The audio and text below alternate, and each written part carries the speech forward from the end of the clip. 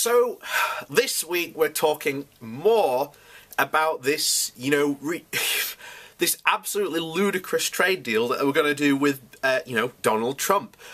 But this is just going to show how weak Brexit Britain truly is, and how by the fact that we have walked away from one of the strongest trade blocs on the planet, a one that's just done a deal with, Japan, and now they've just gone, well, we're not going to do a deal with you at all until after Brexit. That way, they can take absolute advantage of our market when we will be absolutely desperate to do any deal whatsoever and sign away God knows what sovereignty, because apparently Brexiteers no longer care about giving sovereignty away when that was their core message.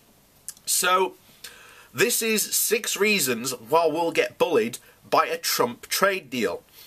Donald Trump's proposals for a trade deal with the UK after Brexit would lower food standards, increase NHS costs, bankrupt British farmers, and is yet another example how we will be poorer and weaker after Brexit. The US Trade Representative has pushed a 15-page wish list for planned trade talks. Beneath the friendly rhetoric of how Brexit provides a, quote, new opportunity to deepen the US-UK trade relationships, lurks a rather different agenda. If Trump gets his way, the UK will be hurt in 6 different ways. The UK will have less leverage in trade talks because the EU is the world's largest single market, with 500 million people. Outside the EU, we're just a market of 65 million people. The US economy will be 5 times bigger than us, and America's president dislikes imports and loves exports. As the UK has a trade surplus with the US, he will want to give. Hang on. There we go. As the UK as the UK has a trade surplus with the US, he will want the UK to give a lot of market access for little in return. The first thing, we talked about this a lot. In fact, we're going to probably cover a really good article in The Guardian as to why chlorinated chicken was banned in the first place and why it's such a health risk. So the first one, chlorinated chicken. Trump wants to lower food standards so that US producers can export more easily to the UK. His ambassador to the UK characterises EU farm animal welfare standards as protectionist. The reality is different. Insanitary conditions for poultry mean that US farmers wash their chickens in a chlorine solution. Weaker regulation would make it harder for British produce to be exported to the EU, where 60% of our food and drink exports go. Now, I've said this before. Brexiteers love to quote the fact of, only 40% of our trade, 44% of our trade goes to the EU. Well, when you break it down by sector industry, more than half, or if not in some cases, 80 to 90% of industries export to the EU.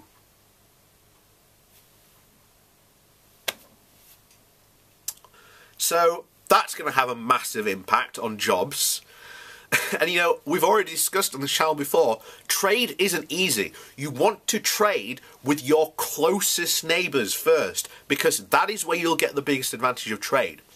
Look, it still takes to ship products to the US on average about 4 weeks. It takes less than that to ship something to the European Union.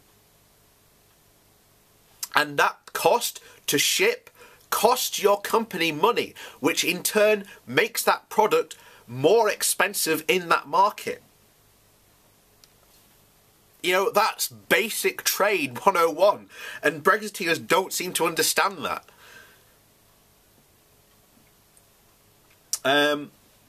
The combination of this and cheap imports from the US could lead to our farmers to fold, And we've talked about this before. 80% of all British small farmers will go out of business on a no-deal Brexit.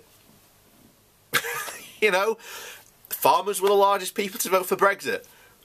Part of me can't help but not sympathise for them. You know, and they were warned. They were warned. You know. So Trump's America also wants pharmaceutical giants whose inflated prices are unregulated in the US to have full market access to the UK. This is an attempt to stop the NHS keeping the price of drugs down through its huge buying power.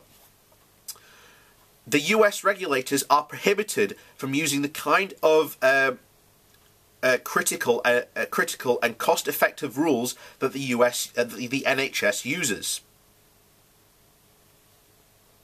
So the US also wants the UK to dump EU business regulations and adopt US ones. So, guys, you were so, you know, upset about the EU on all these EU regulations. Why are you not upset by the fact that this US trade deal that has been, you know, put forward by the US, we will now have to adopt US standards? Why are you not upset about that loss of sovereignty? I thought you would be, guys. Oh, no, that's why, because this whole sovereignty argument was absolute bollocks.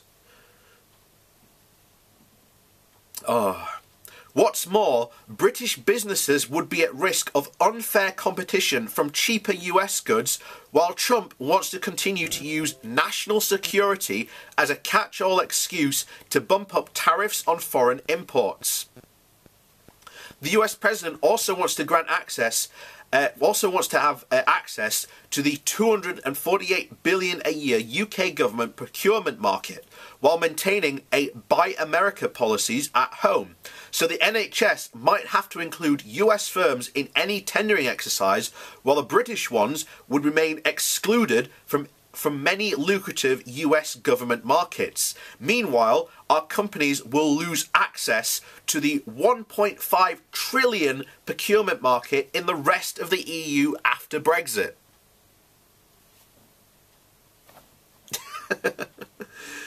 Trump's trade war with China and the EU are contributing to the worst trade crisis since 1945. After Brexit, the UK will be vulnerable to Trump's playground bullying, under pressure to back his claim that China is not a market economy, and without the benefit of the EU's ability to get the kind of good trade deals that they have recently agreed with Canada and Japan. Be careful not to choke on the chlorinated washed chicken now. And this is where we are. These are the undeniable facts of what that US trade deal means. It means an absolute loss of sovereignty. It means a worsening of protection for consumers, for farmers, food regulations. The NHS is going to be damaged. Again, something that, you know, Brexiteers cared so much about from you know, getting all that money from, you know, the EU and putting it back into the NHS. You are now going to let the US run roughshod over essentially helping to destroy the NHS even more and put even more pressure on it. So good job, Brexiteers, showing how much you care about all these arguments you had during the referendum. You now show that you have absolutely, you just don't care. You're so Eurosceptic, you don't even care about the arguments you made that now apply 100% to this US trade deal. But there you go. And what's even worse is that when you sign trade deals are even harder to get out of than leaving the European Union. It is next to impossible to get out of a trade deal. It is incredibly hard. It can take years and decades. So, you know, and by the way, any type of regulations that we may try to do, for example, the Conservative government has said, oh yes, we're going to commit to better regulations they haven't actually specified how these, what better actually means and how they are going to make these better. What this is I believe it's going to be a slideshow to make, you know, better mean worse.